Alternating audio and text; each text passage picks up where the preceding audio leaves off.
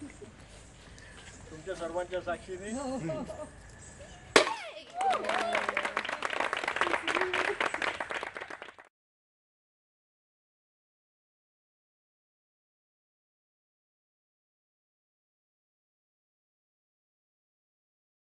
नाट्योत्पत्ती म्हणजे मूळ नाटकाची किंवा एक रंजक, आपण आज ज्या मनोरंजनपर गोष्टी म्हणतो, तर त्या गोष्टींची उत्पत्ती, त्याचा उगम कुठून झाला हे नाट्योत्पत्तीच्या या मायथॉलॉजिकल स्टोरीमधून सांगितलेलं आहे. नाटक हे आपण आत्ता फक्त त्यामध्ये नाटकच दिसतं, पण पूर्वीच्या काळी प्राचीन युगामध्ये नाटक म्हणजे संगीत, नृत्य, नाटक या तीन गोष्टी एकत्र मिळून जे गोष्ट होती त्याला नाटक असं म्हणलं जात होतं. तर त्याचे कसे टप्पे आले ह्याचं नंतर नाट्यशास्त्रात भरताने वर्णन केलेलं आहे. पण मुळात नाट्यशास्त्र ह्या ग्रंथाचा आणि जन्म कसा झाला, त्याचा उगम कुठून झाला हे सांगणारी कथा म्हणजे नाट्योत्पत्तीची कथा असं सगळीकडे म्हणलं जातं. तर हीच कथा मी माझ्या पद्धतीने मांडण्याचा इथे प्रयत्न केला.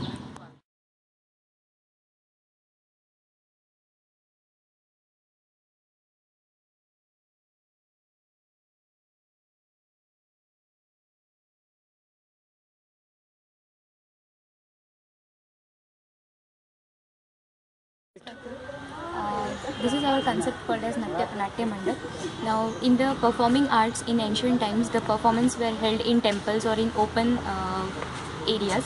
So, due to that, the music and the facial expression of the actor was not properly seen to the people, and for that there was a need of a Natya Mandap. So, this Natya Mandap is constructed according to the Bharata's Natya Shastra. So, this is a rectangular type of model. It consists of 4 pillars, and whatever the digging of this means inauguration of this ground was started by some rituals and pujas and all, and then the construction was started.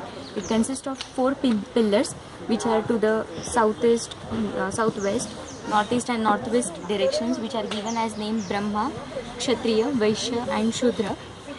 The dome shape of the auditorium is due to that the sound should move equally all over.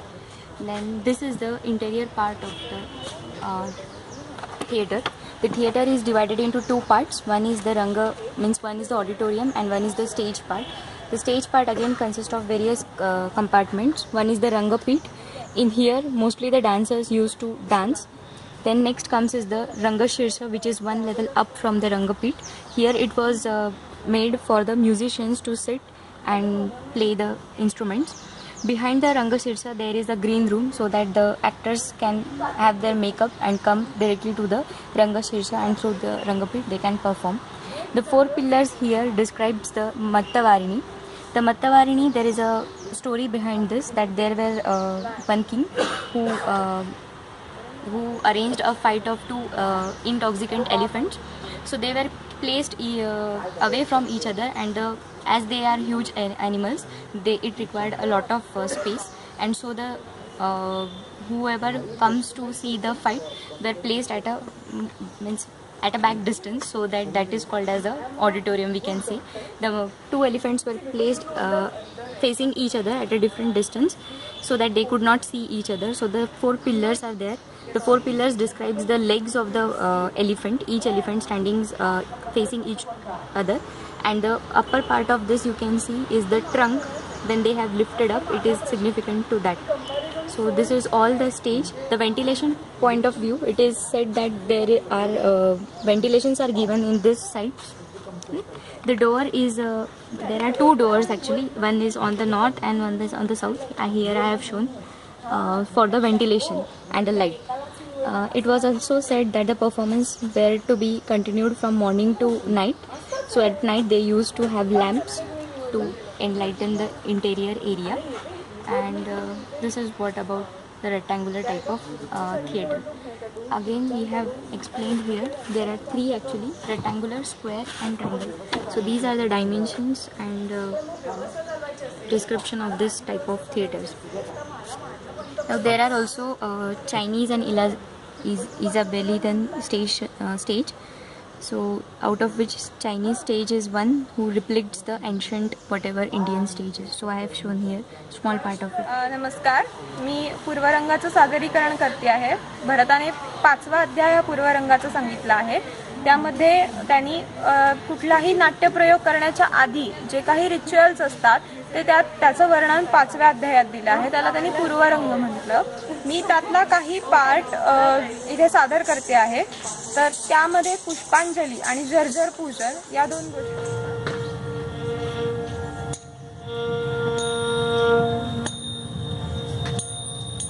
Jim, Jim, Jim, Jim, kita taka Jim, Jim, Jim, kita taka Jim, taka Jim, taka jormuka, taka jormuka, Jim, Jim, kita taka Jim, Jim, Jim, kita taka Jim, taka Jim, taka jormuka, taka jormuka, Jim, Jim, kita taka Jim, Jim, Jim, kita taka Jim, taka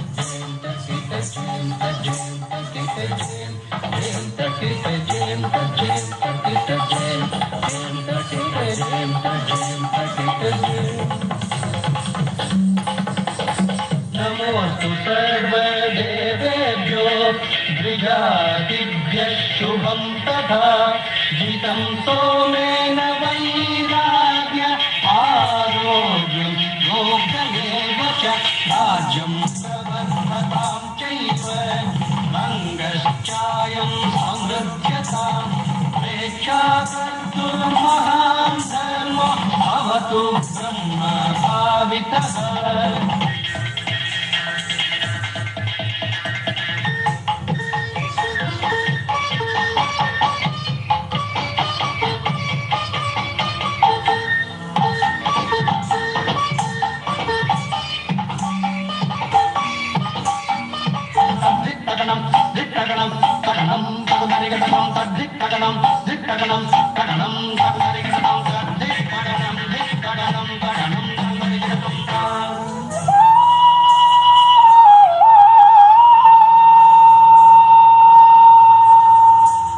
अत्र विघ्न विनाशार्थम्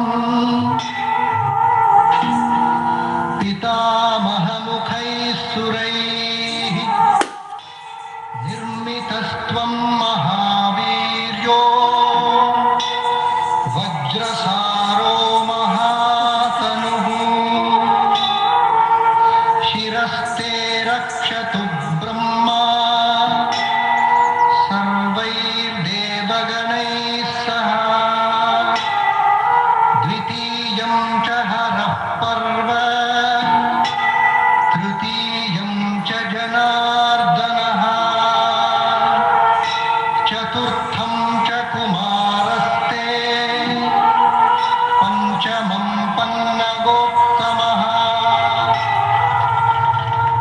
नित्यं सर्वेऽपि पान्तु त्वां सुरार्थे च शिवो भव।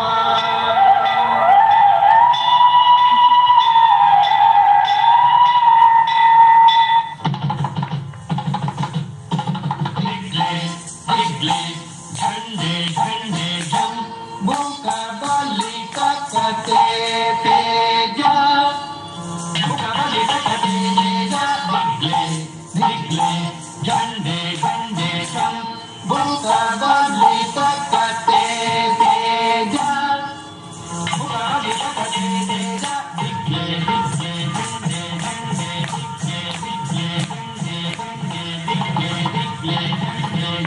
रस नाही सांगितलेत. आपण 9 रस मानतो ते 9 रस त्यांनी नाही सांगितलेत. त्यांनी 8 रस सांगितलेत. शृंगार, हास्य, करुण, रौद्र, वीर, विभत्स, भयानक, अद्भुत. सो त्याच्यामध्ये भाव त्यांनी जे स्पष्ट केले ते विभाव, अनुभाव, स्थायी भाव, सात्विक भाव आणि व्यभिचारी भाव असे 5 प्रकार केले. विभाव म्हणजे शरीर आणि आपलं मन हे जेव्हा एकरूप होतं तेव्हा आपण कुठल्या तरी गोष्टीत रमून जातो तेव्हा विभाव होतात. अनुभव म्हणजे त्याला वेगवेगळे सात्विक भाव किंवा आपली वेगवेगळं वातावरण जेव्हा कारणीभूत ठरतं तेव्हा अनुभव त्याच्यामध्ये ॲड होतात. त्याच्यानंतर स्थायी भाव जे आपल्या मनात 8 असतातच, म्हणजे ते हलत नाहीत मनातून. त्याच्यामध्ये रती, हास, शोक, क्रोध, उत्साह, भय, जुगुप्सा आणि विस्मय असे 8 आहेत. आणि जेव्हा सात्विक भाव म्हणजे हे सगळे स्थायी भाव, विभाव, अनुभव जेव्हा एकत्र एकवटतात आणि त्याच्यामधून शरीरातून किंवा मनातून जे बाहेर येतात भाव ते आहेत स्तंभ म्हणजे एकदम थंड होऊन जाणे मन. त्याच्यानंतर स्वेद म्हणजे घाम फुटणे भीतीने.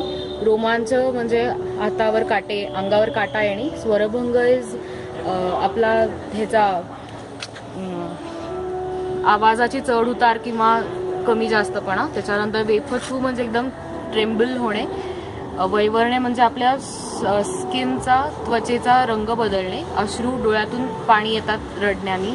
प्रलय म्हणजे एकदम शांत होऊन जाणे असं. त्याच्यानंतर व्यभिचारी भाव जे आपल्या ह्या सात्विक आणि स्थायी भावांना मध्ये मध्ये टच करून जातात आणि त्यांना मध्ये वर येण्यासाठी मदत करतात आणि ते सतत इकडून तिकडे फिरत असतात मनामध्ये, ते असे स्टॅटिक नसतात म्हणून त्यांना व्यभिचारी म्हणजे संचारी भाव असं म्हणतात. त्यानंतर शृंगार रस. शृंगारमध्ये संभोग आणि विप्रलब्ध असे 2 प्रकार आहेत आणि 16 जे शृंगार आहेत ते डोक्यापासून पायापर्यंत जे आपण वापरतो साधारण. ओके. हास्य रसामध्ये आपण वेडेवाकडे काहीतरी बोलतो किंवा शरीराची हालचाल अशी करतो त्याच्यामुळे हास्यरस निर्माण होतो.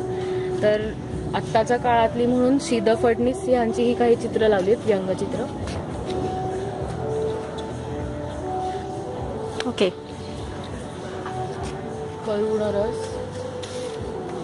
करुण रस आणि बाकीच्यांचं लॅपटॉपवर मी काही सॅम्पल्स आहेत.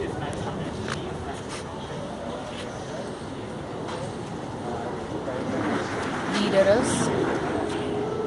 याच्यामध्ये भरतानी प्रत्येक रसाचा एक रंग आणि त्याची देवता असं सांगितलंय. तसंच प्रत्येक रसामध्ये जे व्यभिचारी भाव आहेत त्याचा हा श्लोक आहे आणि खाली बिभत्स जर असेल तर त्याचा काय अर्थ होतो की तो कशामुळे उत्पन्न होतो.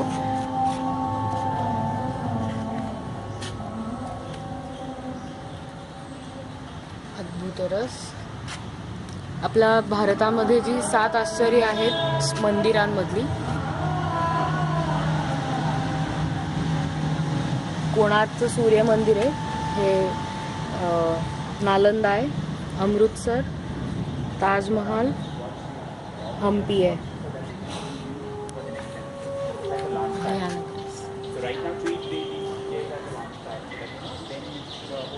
थीम नायिका इन बॉलिवूड, अष्टनायिका इन बॉलिवूड आहे. तसे बॉलिवूडमध्ये फिट होणारे नाट्यशास्त्रातले खूप असे एलिमेंट्स होते पण मी ही निवडली एक म्हणजे त्याच्यावरती कॉन्सन्ट्रेट करून.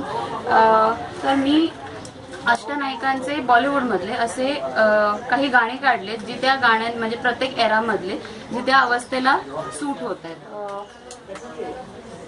नायिका अशी नायिका जी आपल्या प्रियकरासाठी थांबली आहे घरातच, ती तिला असं वाटतं की तो येणार आहे, तिला आशा आहे पण तो अजून आलेला नाहीये, ती त्याच्या विरहात आहे. त्याला ॲप्ट असं गाणं मला एकदम 60s मध्येच मिळालं, एकदम त्याला सूट होत होतं.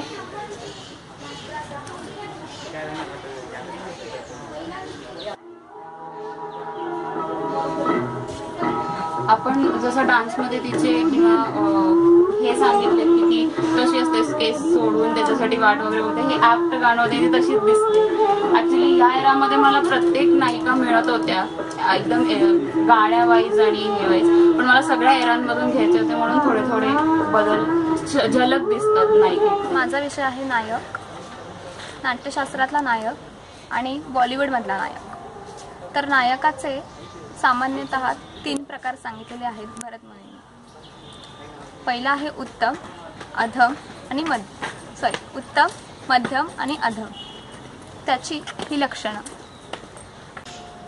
विनय, दक्षता, त्याग, माधुर्य, प्रियवादिता, प्रज्ञा, बुद्धी, कुलीनता, स्मृती अशा सर्व गुणांचा धीरोदात्त.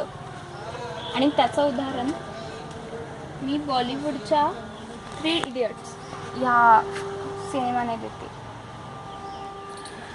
नाट्यशास्त्र अँड मॉडर्न वर्ल्ड असं दाखवताना हे इन्स्टॉलेशनसारखं काहीतरी आहे. म्हणजे मला नुसते कपडे बदललेत म्हणून आपण मॉडर्न झालो आहे असं म्हणायचं नाही आहे, पण कुंकवाचा करंडा पडला तिचे दागिने पडलेत, तिचे वस्त्र बदललेत, म्हणजे विचारधारा आणि बाकीचं वातावरण पण नक्कीच बदललं असणार, ह्याचं एक प्रतीक म्हणून हे उभं केलं.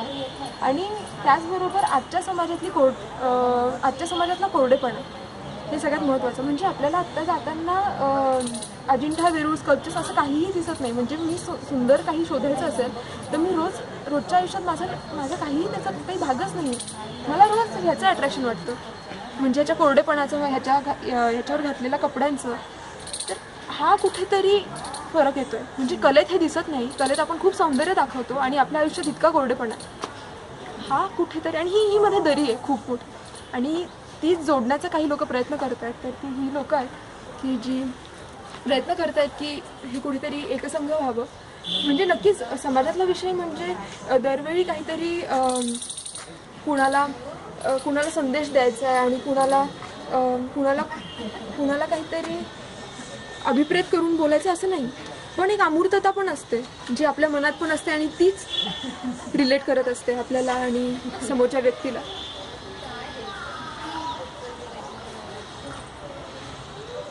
नाट्यशास्त्रात नृत्य हे नाट्याचा एक भाग म्हणून आलेलं आहे. तर त्याचं भान ठेवून आपण केलं पाहिजे. म्हणजे नाट्यात जी काही तत्त्व दिली आहेत ती जर आपण भरताने सांगितल्याप्रमाणे नृत्यात जोडायला गेली तर ते आजही समकालीन आहे. कारण भरताने नाट्याची व्याख्या तशीच केली की लोकांचं म्हणजे ब्रह्मांडात जेवढं जनजीवन आहे ते तशाच्या तसं जर मी उचललं आणि त्याची पुनर्निर्मिती केली तर ते नाट्य झालं.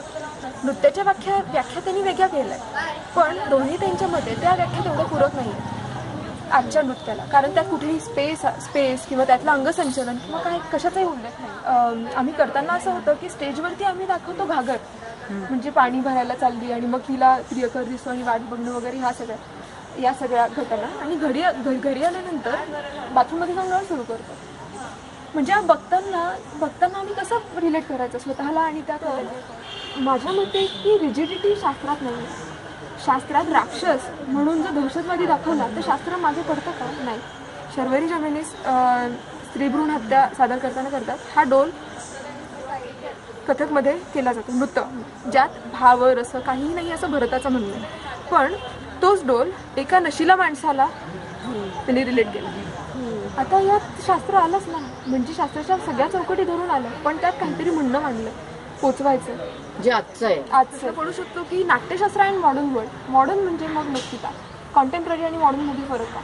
कॉन्टेम्पररी म्हणजे समकालीन, आजचं मला जे म्हणायचं ते, आणि मॉडर्न या शब्दाला सामाजिकतेची धार आहे. म्हणजे मी समाजाबद्दलचं काहीतरी आहे, त्याचा कुठेतरी समाजाशी काहीतरी कनेक्टिव्हिटी म्हणजे मॉडर्न. आणि मॉडर्न हा शब्द वापरण्यामागे पण हे कारण आहे की या लोकांनी तशी कामं केली. तर त्यामुळे मला वाटतं की सुरुवात पद्माजींसारख्या बाईंनी केली जी आपण आजही त्यांना आपण शास्त्राच्या चौकटीत आपण ठेवलं. रोहिणी भाटे. रोहिणी भाटेंबद्दल म्हणजे पुण्यातल्या लोकांना वेगळं सांगण्याची गरज नाही. त्यांची अमूर्तता वेगळी, त्यांचं नृत्याचं परसेप्शन वेगळं, त्यांचं म्हणणं वेगळं. अमूर्त हा शब्द पण त्यांच्या लेखी त्या वेगळी व्याख्या करून आपल्यासमोर मांडणार हा ती तेवढीच 200% खात्री जाते. कठपुतली किंवा मैं उदास हूँ, मौन असे विषय त्यांनी नृत्यातून मांडले.